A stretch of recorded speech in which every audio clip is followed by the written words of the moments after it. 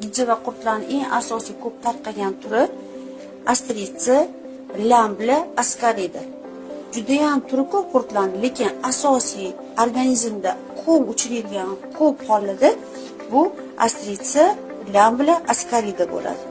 Lekin Astritsada immuniy jigar yo'llari, o'tqop yo'llarini, o'tqop ichida yashagani uchun o'tqop yo'llarini siqib qo'yadi. Zagib ana shundan boshlanadi. Boshqa omillari ham bor, lekin men hozir asosan parazit qurtlarga tegishlisini aytib o'taman. Ana nima uchun biz o'tqop yuvamiz? Gijja va qurtlarni davolayotganimizda siqasgan. Bo'sh qo'yaylik, chuqur.